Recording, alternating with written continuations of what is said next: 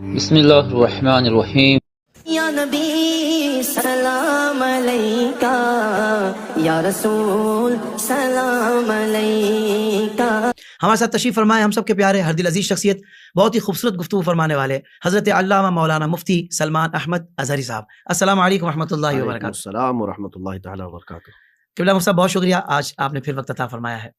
اللہ تبارک تعالیٰ آپ کو سلامت رکھے، آمین آمین اور اس ذریعے کو سب کے لیے اللہ تعالیٰ نفع عام بنائے۔ آمین۔ اور ایک اور خاص شکریہ میں آپ کا ادا کرنا چاہتا ہوں کہ آپ نے ہمیں صرف پروگرام کے لیے وقت نہیں دیا، بلکہ آپ نے اس خواہش کا اظہار کیا کہ بھائی ہم نے قرآن سے بات کرنی ہے، ٹاپکس جو ہوں گے اس کو ہم قرآن پاک سے بیان کریں گے، کیونکہ بہت سارے لوگ یہ کہتے ہیں کہ یار آپ لوگ واقعات سناتے ہیں، واقعات بھی ہم سناتے ہیں، جی ہاں، جو صحیح واقعات ہیں وہی سناتے ہیں، مگر قرآن کی بات ہم پہلے کرتے ہیں، حدیث کی بات ہم پہلے کرتے ہیں، اس کے بعد جو بزرگان دین کی کرامات ہیں وہ بھی الحمدللہ ہم بیان کرتے ہیں، کیونکہ ہم کرامات کے منکر نہیں ہیں۔ آپ کہیں گے بھائی کیا کرامات کا بیان بھی قرآن میں ہے؟ آج آپ کو یہ بھی بتایا جائے گا کہ اولیاء اللہ کی جو کرامات ہیں ان کا بیان بھی قرآن میں موجود ہے کہ اس کی کیا شرعی حیثیت ہے۔ تو آئیے گفتگو کا آغاز کرتے ہیں، مگر بتا دوں کہ آج کا جو ٹاپک ہے وہ ہے قرآن پاک میں اولیاء اللہ کے تذکرے۔ ناظرین کرام، آج بہت کمال کی گفتگو ہونے والی ہے، بہت سارے ناقدین کو جواب مل جائے گا، جو اہل محبت ہیں وہ مزید مضبوط ہو جائیں گے اپنے نظریے میں کہ جی ہاں، ہمارا جو عقیدہ ہے، ہمارا جو نظریہ ہے وہ قرآنی عقیدہ ہے، قرآنی نظریہ ہے الحمدللہ۔ تو میں چاہوں گا کہ بہت توجہ کے ساتھ اور ہمتن گوش ہو کر اس کلام کو سنیے گا۔ ویسے بھی علم دین جب ادب کے ساتھ اور توجہ کے ساتھ سنا جائے تو اس کی بہت زیادہ برکات بھی حاصل ہوتی ہیں، اور واقعتاً وہ یاد بھی ہو جاتا ہے اور محسوس ہو رہا ہوتا ہے کہ واقعی یہ باتیں ہمارے دل میں اتر رہی ہیں، اور جب دل میں اتریں گی انشاءاللہ تو زندگی میں مثبت تبدیلی آئے گی، بلکہ آپ جس کو بتائیں گے اس کو بھی بہت زیادہ فائدہ ہوگا۔ قبلہ مفتی صاحب، ٹاپک ہی آج کا بڑا زبردست ہے، اور میں چاہوں گا کہ آغاز میں یہ ارشاد فرمائیے کہ قرآن پاک میں تو انبیاء کرام علیہ السلام کے بھی تذکرے ہیں، مسلمانوں کے بھی تذکرے ہیں، تو یہ بتائیے حضرت کہ قرآن پاک میں اولیاء اللہ کے بھی تذکرے موجود ہیں؟ الحمدللہ وکفا وسلام علی حبیبہ المصطفیٰ، اما بعد فاعوذ باللہ من الشیطان الرجیم، بسم اللہ الرحمن الرحیم، اللہم صلی علی سیدنا محمد وآلہ وصحبہ وبارک وسلم صلاۃ دائمۃ سرمدا ابدا۔ بالکل حافظ صاحب، آپ نے جس طرح سے گفتگو کو آج چھیڑا ہے، اللہ تبارک و تعالیٰ کے اولیاء کا تذکرہ کیا قرآن پاک میں ہے؟ یقیناً۔ دیکھیں، ولی ہوتا کون ہے؟ ولی اس کے کئی معنی ہیں، ایک تو مددگار کے بھی ہیں اور ایک دوست کے بھی ہیں اور آقا کے بھی ہیں، اور جو ولی ہے ایک جیسے رشتہ دار کے بھی معنی میں ہیں۔ صحیح۔ لیکن آپ جو ولی کے بارے میں یہاں بات کر رہے ہیں یا ہم کرنے والے ہیں، یہ اللہ کے ان دوستوں کا ذکر ہے۔ واہ واہ واہ واہ۔ دیکھیں، ویسے تو اللہ تعالیٰ نے خود اپنے متعلق بھی فرمایا ہے، انما ولیکم اللہ ورسولہ والذین آمنوا۔ اللہ تعالیٰ فرماتا ہے کہ ایمان والوں کے متعلق کہ تمہارا ولی اللہ ہے اور تمہارا ولی اس کا رسول ہے اور ایمان والے۔ سبحان اللہ سبحان اللہ۔ تو اب یہاں پر جو ہے مددگار اللہ تبارک، ان ولی اللہ الذی، یہاں پر ولی کا ذکر ہے کہ بے شک جو ولی ہے، مددگار ہے، وہ اللہ ہے۔ سبحان اللہ سبحان اللہ۔ اب جو آیت قرآن پاک میں اس طرح سے آئی ہے، الا ان اولیاء اللہ لا خوف علیہم ولا هم يحزنون، تو یہاں پر جو اولیاء کا ذکر ہے یہ دوستوں کے معنی میں ہے۔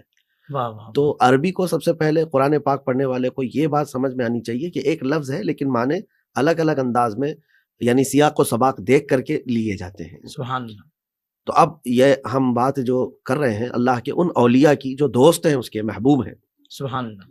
اب یہ ہوتے کون ہیں؟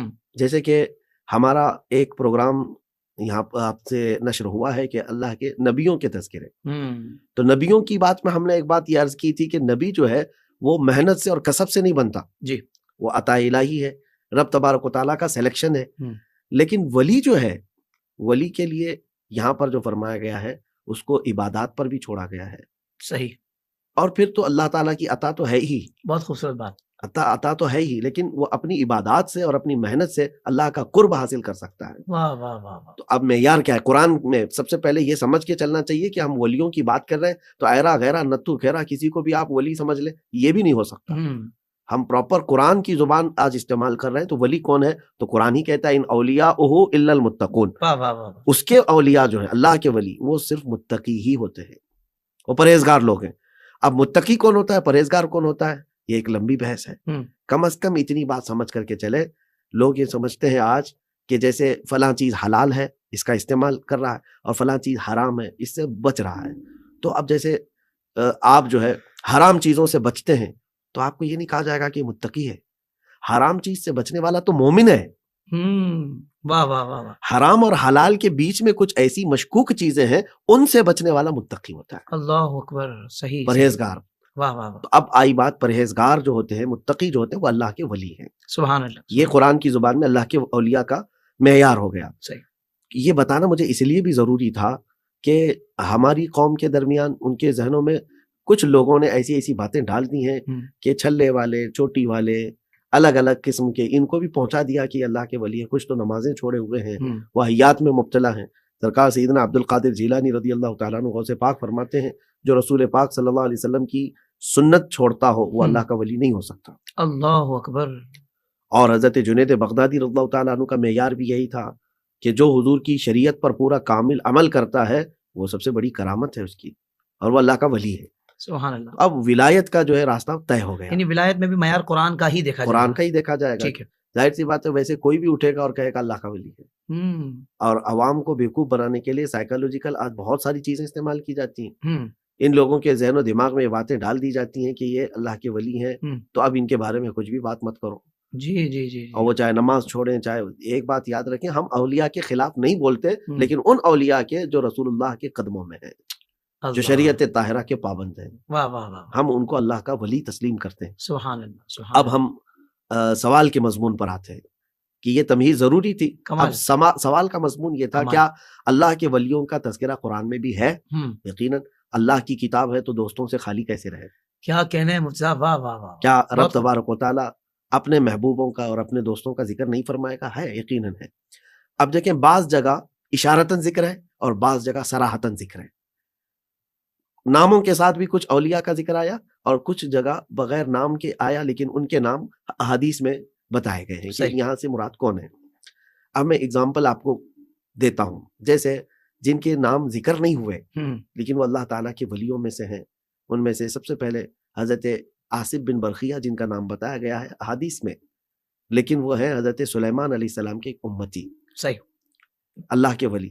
یہ قرآن کیا کہتے ہیں؟ قال الذی عنده علم من الکتاب۔ واقعہ کا پورا وہ جو سینیریو ہے اس کو سمجھنا چاہیے۔ ظاہر سی بات ہے، جب ہم اولیاء کا ذکر کر رہے ہیں تو مسئلہ یہ تھا کہ سبا بلقیس وہ ایک یمن کی حکومت سنبھال رہی تھی، اور اس کے جو لوگ تھے، رعایا تھی، وہ سجدہ کر رہے تھے سورج کو۔ سلیمان نبی اللہ علیہ الصلوۃ والتسلیم کے زمانے میں آپ کی حکومت تھی، اور حتیٰ کہ چرند پرند سب آپ کے دربار میں حاضر ہوتے۔ یہ سورہ نمل میں تفصیل سے اس کا ذکر ہے، کیونکہ وہ نبی ایسے ہیں جن کو اللہ نے پرندوں کی بولی بھی سکھائی۔ واہ، یعنی وہ معجزہ تھا سلیمان علیہ السلام، وہ جس دن حاضر ہونے کا کہتے سارے حاضر ہو جاتے۔ جنات پر آپ کی حکومت تھی، تو ایک دن ہدہد پرندہ غائب تھا، تو سلیمان علیہ السلام نے کہا ما لی لا اری الہدہد ام کان من الغائبین، کہاں غائب ہو گیا، میں ہدہد کو نہیں دیکھ رہا ہوں۔ لأعذبنہ عذابا شدیدا او لأذبحنہ او ليأتینی بسلطان مبین، میں اس کو سخت عذاب دوں گا، سزا دوں گا، یا ذبح کر ڈالوں گا، یا تو پھر وہ کوئی پراپر عذر لے کر کے آئے کہ کیوں حاضر نہیں مجلس میں۔ نبیوں کی مجلس میں حاضر نہ ہونا یہ بہت بڑی بے ادبی ہے۔ جی، تو تھوڑی دیر کے بعد ہدہد حاضر ہوا اور خبر لے کر کے آیا۔ کیا؟ یہی خبر کہ سبا بلقیس ایک خاتون ہے اور لوگوں پر حکومت کرتی ہے، اور اس کے رعایا سجدہ کرتے ہیں سورج کو، اور اس کا ایک تخت ہے اور اس پر وہ بیٹھتی ہے، اس تخت کی حفاظت پر کئی لوگ مامور ہیں۔ یہ خبر لے کر کے آیا۔ صحیح، تب پھر سلیمان علیہ السلام نے خط بھیجا اسی ہدہد کے ذریعے سے، جس میں قرآن پاک میں پورا لکھا ہوا ہے کہ انہ من سلیمان و انہ بسم اللہ الرحمن الرحیم۔ یہ خط یعنی سلیمان کی طرف سے ہے اور اللہ کے نام سے شروع، جو نہایت مہربان رحمت والا۔ اور آپ نے حکم دیا کہ آ جاؤ اللہ تبارک و تعالیٰ کی عبادت میں اور غیر اللہ کی عبادت کو ترک کر دو۔ بہت اچھا، تو پھر یہ معاملہ ہوا کہ سبا بلقیس نے اپنی رعایا سے پوچھا، رعایا نے کہا ہم لڑیں گے، تو بلقیس نے کہا کہ نہیں، لڑائیوں میں اکثر نقصان ہوتا ہے۔ ہم دیکھتے ہیں کہ عام طور پر ایسے لوگ جو خط بھیجتے ہیں، اگر ان کو مال و دولت دے دیا جائے تو پھر وہ خاموش ہو جاتے ہیں، اور حقیقت میں یہ کوئی نبی ہیں تو مال و دولت نہیں دیکھیں گے۔ تو اس نے بہت سارا مال تحفے میں بھیجا۔ سلیمان علیہ السلام کے پاس جب یہ تحفہ آیا تو آپ نے رد کر دیا۔ اتمیدوننی بمال فما آتانی اللہ خیر مما آتاکم، نبی نے کیا جواب دیا تھا، تیور دیکھے، کیا تم اس مال سے میری مدد کرنا چاہتے ہو؟ اس سے کئی گنا زیادہ بہتر مال اللہ نے مجھے دیا ہے۔ کیا بات ہے، واہ واہ واہ، تو انبیاء اکرام علیہ السلام بے نیاز زندگی گزارتے رہے۔ تو پھر جب سبا بلقیس کو یہ کہا گیا تو وہ وہاں سے نکل پڑی۔ یمن کہاں، اور سلیمان علیہ السلام فلسطین میں۔ اب دربار کی بات یہ تھی کہ سلیمان علیہ السلام نے اپنے درباریوں میں سے کہا کہ بلقیس وہاں سے نکل کر کے آ رہی ہے، اس کے آنے سے پہلے اس کا وہ بھاری بھرکم تخت کون لے آئے گا؟ قال عفریت من الجن انا آتیک بہ قبل ان تقوم من مقامک، ایک جن، سرکش جن کھڑا ہوا اور کہنے لگا کہ میں وہ تخت لے کر کے آؤں گا. تو پوچھا کب تک؟ کہا آپ کی مجلس ختم ہونے سے پہلے لے کے آؤں گا. یہ بھی کمال کی بات ہے کہ مجلس ختم ہونے سے پہلے اگر وہ تخت لا سکتا ہے. تو یہاں رک کر کے میں کہوں گا کہ جنات کی طاقت ویسے بھی لوگوں میں آج بھی مشہور ہے. بہت سارے لوگ تو وظیفے اس کام کے لیے کرتے رہتے ہیں کہ موکل مل جائے، قابو میں آ جائے، اور کچھ تو بیوقوفی بنائے رہتے ہیں بالکل صحیح کہ ہمارے ہاتھ میں اتنے جنات ہیں، اتنے موکل ہیں. تو جنات کی طاقت کیا ہے وہ بھی سن لیں قرآن میں، اور اللہ کے ولیوں کی طاقت کیا ہے. کیا کہنا ہے. تو جن حاصل کرنا ہے یا ولی کے قدموں میں آنا ہے. سبحان اللہ. تو جب سلیمان علیہ السلام نے جواب یہ سنا تو کہا کہ نہیں، اس سے بھی جلدی کوئی لا سکتا ہو. محفل ختم ہونے سے پہلے لانے کی بات کیا جن نے.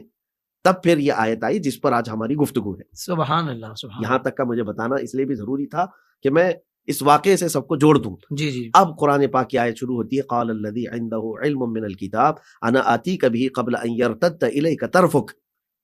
ایک وہ بندہ کھڑا ہوا جس کے پاس کتاب کا علم تھا. قرآن پاک میں یہ آیا ہے، اب یہ نام کا ذکر نہیں ہے. صحیح.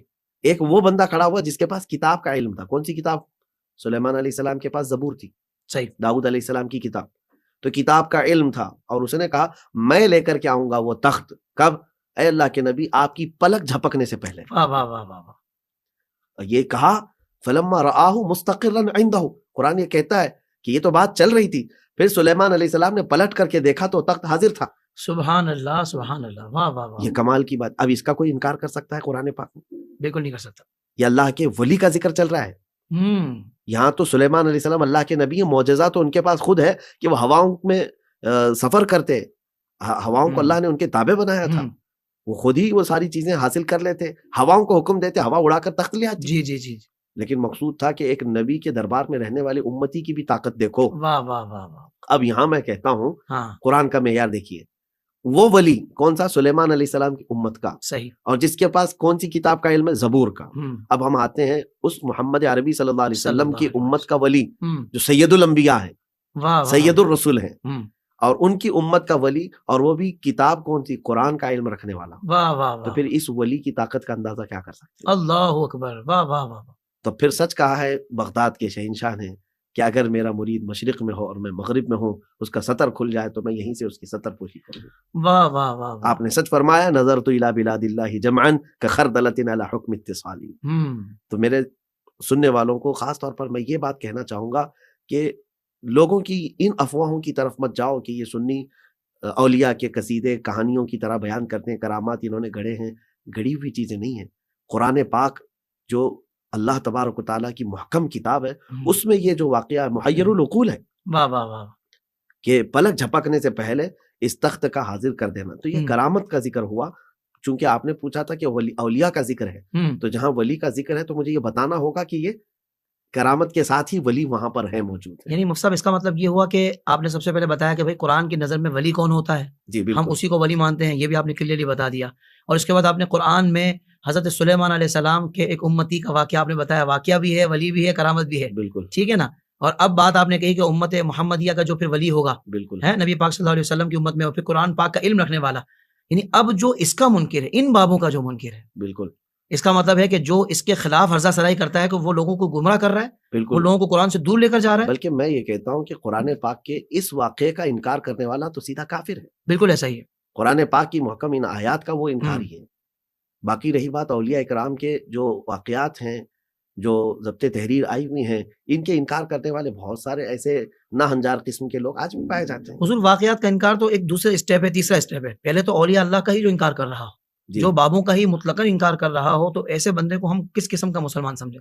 دیکھیں، یہ باضابطہ میں آپ کو ایک بات کہوں کہ اللہ تبارک و تعالیٰ کے کسی ولی سے دشمنی کرنا، کیونکہ حدیث پاک میں ہے من عادى لی ولی فقد آذنته بالحرب. جو میرے کسی ولی سے دشمنی کرتا ہے، اللہ فرماتا ہے میں اس سے جنگ کا اعلان کرتا ہوں. اللہ تو وہ بندہ تو اللہ سے حالت جنگ میں ہے، تو رب تبارک و تعالیٰ کی پکڑ تو آئے گی. آپ دیکھیں. بہت اچھا، بہت اچھا. اچھا، اور اس کو ہم آگے کمپلیٹ کرتے ہیں. ہم نے تو ذکر یہ کیا، اور ایک ذکر ملتا ہے جو سورہ کہف کے آخر میں ہے. اختلافات ہیں اس کے روایات کے اندر کہ حضرت موسیٰ علیہ السلام اور حضرت خضر کے جو معاملات ہوئے، تو حضرت خضر نبی ہیں یا ولی ہیں، اس میں اختلافات ہیں. صحیح. علماء کی بہت ساری آراء الگ الگ آئی ہیں. بعض نے کہا ولی، اگر ولی ہیں تو ان کا بھی تذکرہ آیا ہے، اور نبی ہیں تو نام وہاں پر ذکر موجود نہیں ہے. تیسری چیز حضرت لقمان حکیم کا، ان کے متعلق بھی یہ ہے، کم از کم یہ تو ہے کہ حضرت لقمان حکیم کی نبوت پر کسی کا اس طرح اجماع یا اتفاق نہیں ہے، ورنہ وہ نبی ہوتے تو انبیاء اکرام علیہ السلام کی فہرست میں ان کا نام آیا ہوتا. تو لقمان حکیم صالح بندوں میں سے تھے، اللہ کے ولیوں میں سے تھے. اس سے بڑھ کر کے کیا ہے کہ اللہ نے ان کی نصیحتوں کو قرآن میں بیان فرمایا، جو انہوں نے اپنے بیٹے کو فرمایا. تو لقمان حکیم کا ذکر ہے. اور اس کے علاوہ اولیاء اکرام میں اگر آپ کو میں بتاؤں تو سب سے بہترین چیز حضرت بی بی مریم کا ذکر، پوری سورہ موجود ہے. کیا بات ہے حضرت، پورے سورہ موجود ہے.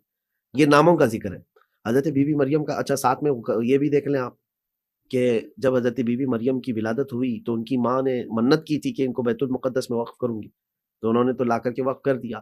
بیت المقدس کے متولی اس وقت جو ہے حضرت زکریا علیہ السلام تھے. ان کے خود بھی اولاد نہیں تھی. وہ حضرت بی بی مریم کو دیکھتے تھے، اور قرآن پاک کی سورہ آل عمران کی آیت ہے کلما دخل علیہا زکریا المحراب وجد عندہا رزقا. جب جب حضرت زکریا محراب مریم میں جاتے تو دیکھتے ان کے پاس رزق موجود ہے. اور وہ کون سا رزق؟ بے موسم کے پھل وہاں پر رکھے ہوئے ہیں. صحیح. اور وہ پوچھتے قال یا مریم انا لکی ھذا، مریم یہ تیرے پاس کہاں سے آتا ہے؟ قالت ہوا من عند اللہ. بچپنا ہے ان کا حضرت بی بی مریم کا. وہ کہتے ہیں کہ یہ اللہ کی طرف سے ہے. اللہ. ان اللہ یرزق من یشاء بغیر حساب. بے شک اللہ جس کو چاہتا ہے بے حساب عطا کرتا ہے. سبحان اللہ. تو اس بی بی مریم کی پرورش، ان کی کفالت، ان کی تربیت بیت المقدس کے اندر ہو رہی ہے. اور وہ نہایت پاکیزہ خاتون جن کا ذکر قرآن پاک میں، اور وہ حضرت عیسیٰ علیہ السلام کی ماں ہے. اب آپ اندازہ کریں کہ نبی تو نہیں ہو سکتی، نبی نہیں ہو سکتی، اب ہے تو پھر ولی ہے.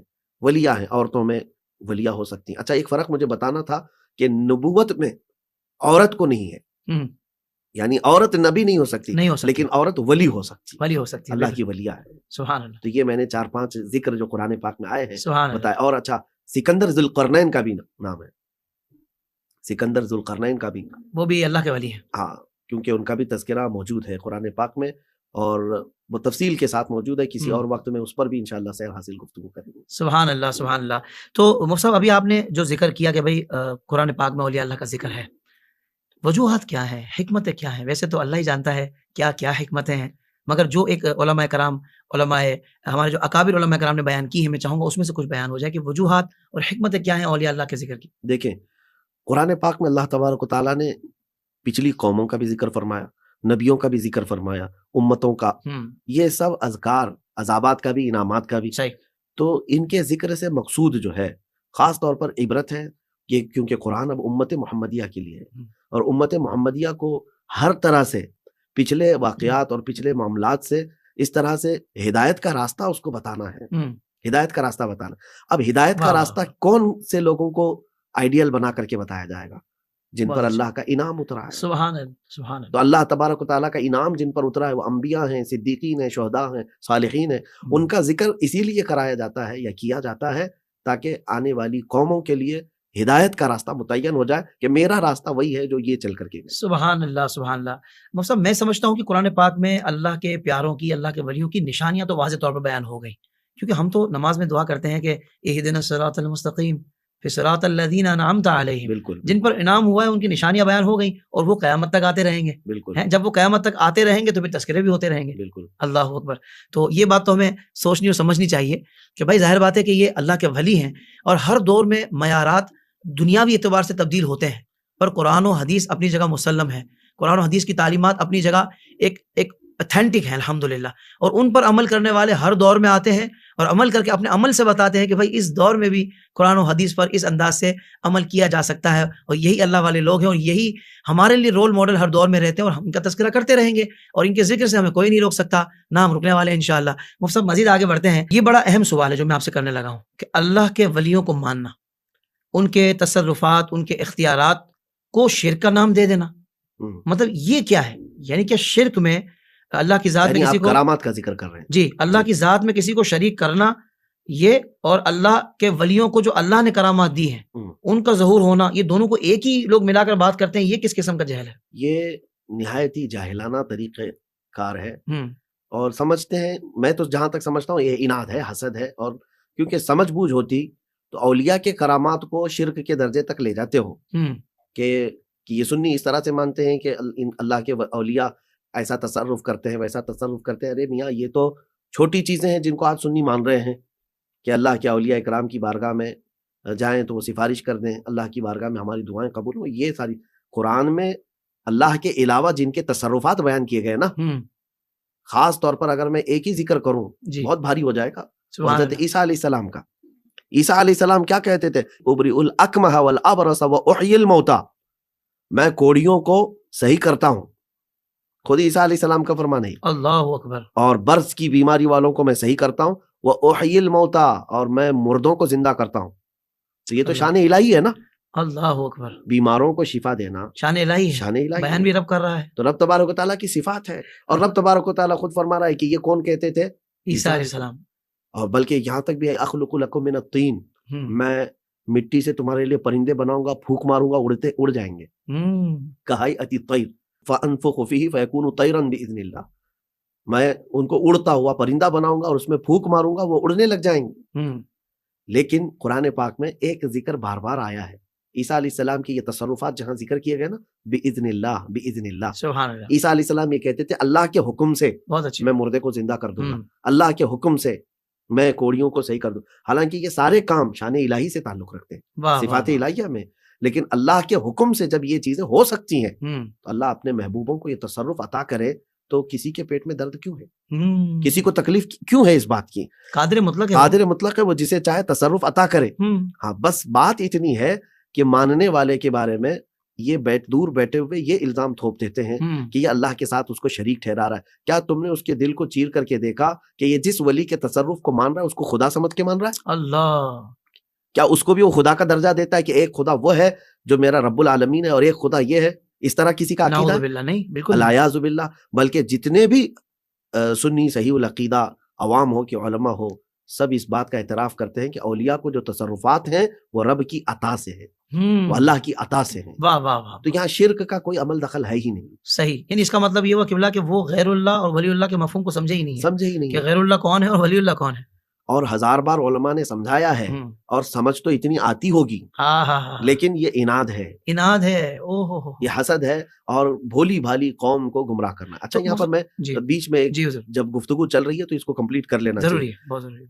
کچھ جاہل عوام کچھ حرکتیں کرتی ہیں ہم، اور یہ اسی کو کیچ کرتے ہیں کہ یہ دیکھو یہ سجدے کرتے ہیں, اولیاء کی قبروں پر جاتے ہیں, سجدے کرتے ہیں, طواف کرتے ہیں.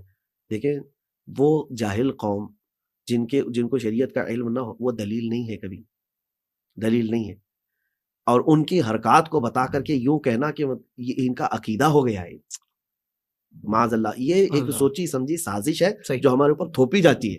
ہم بتاتے ہیں, اعلیٰ حضرت امام اہل سنت فاضل بریلوی رحمۃ اللہ تعالیٰ علیہ نے مزارات پر جانے کے آداب بھی پورے لکھے ہیں کہ 4 قدم دور کھڑے رہو. واہ واہ واہ واہ, سبحان اللہ. سجدہ عبادت تو چھوڑیں, سجدہ تعظیم بھی جائز نہیں ہے. ہم، عبادت کا سجدہ تو شرک ہے, تعظیم کے لیے بھی سجدہ شریعت میں حرام ہے. اللہ اکبر. تو یہ سب شریعت کے اصول ان کو بھی پتہ ہے, لیکن جب کسی کو بلیم کرنا ہو یا کسی کے سامنے ڈیگریڈ کر کے بتانا ہو ہم، تو ایسی جھوٹی باتیں لے کر کے اس کو پروپیگنڈا بنایا جائے گا صحیح. اور عوام کو گمراہ کیا یعنی حقائق چھپائے جائیں گے اور یہ چیزیں دکھائی جائیں گی, ہاں. دیکھو ہم اس میں کے خلاف سنی ہیں. عوام سے یہ کہوں گا کہ جب کبھی ایسی تہمتیں لگیں تو پہلے علماء اہل سنت سے رابطہ کر کے پوچھ لیں کیا یہ حقیقت میں ہمارا عقیدہ ہے ہائے ہائے. یا پھر عوام گمراہی میں اس طرح کر جاتی ہے. واہ واہ واہ واہ واہ. اگر کوئی عالم کہتا ہے تو پھر مجھے بتاؤ. سبحان اللہ سبحان اللہ. حضرت یہ تو بالکل آپ نے واضح بات کر دی, اور مجھے لگتا ہے کہ اب یہ چاہ کر بھی انشاءاللہ جو تھوڑے بھی سمجھدار ہیں نا ان کو گمراہ نہیں کر پائیں گے.